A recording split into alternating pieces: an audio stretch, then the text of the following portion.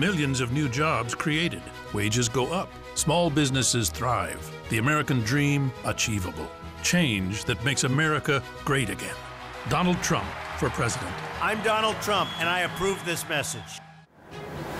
First at 11 tonight, a well-traveled trail, the site of an attack on a jogger. A woman was assaulted on the Billy Goat Trail in Great Falls back in April. A few months later now, police say they have a sketch and a description of the attacker in this case, and they want everyone to take a very close look at it. Tim Barber joins us live now with the investigation that's happening right now. Tim, what's the latest?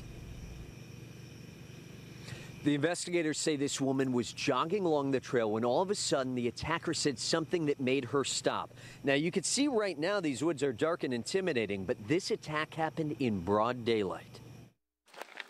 Beside the babbling brooks and beneath the sun-kissed trees, the Billy Goat Trail is a peaceful place along the Potomac, but not on April 27th. Investigators say a man sexually assaulted a woman who was jogging on the trail around 1 in the afternoon. That's a surprise to Gail Posner-Brown, who often hikes the trail alone. There's not a lot of people on it during the week. On the weekends, it's busy. The sexual assault is a surprise to everyone because the victim just came forward nearly 4 months after the attack. Does it make it more difficult for you guys to do your job with that delay? So there are definitely challenges with a late reported incident of any type, but rest assured we're going to do our best and we're going to hunt this down. The United States Park Police helped the victim make this sketch of the man who ran away at the sight of other hikers. The attacker is a white male who is 5'11" to 6 feet tall. He's in his late 20s with a medium build and short brown hair. It can be a little concerning, I guess, especially if he's still wandering around. Now, investigators say that this happened again on April 27th. So they say if you were out here that day and you saw anything, to come forward immediately. Also, there's no word on why that woman waited to come forward. Reporting live in Montgomery County, Tim Barber, ABC 7 News.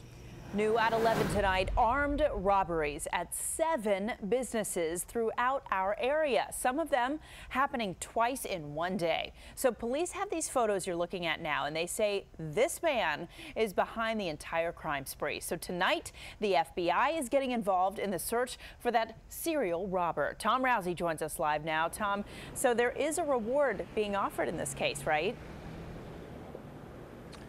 There is, of up to $5,000. You know, the FBI hasn't said this guy has stooped low enough to rob a church. However, he did rob a gas station in a very unusual situation underneath this Methodist church here in Roslyn. This was just the latest of 7 armed robberies they say he has committed.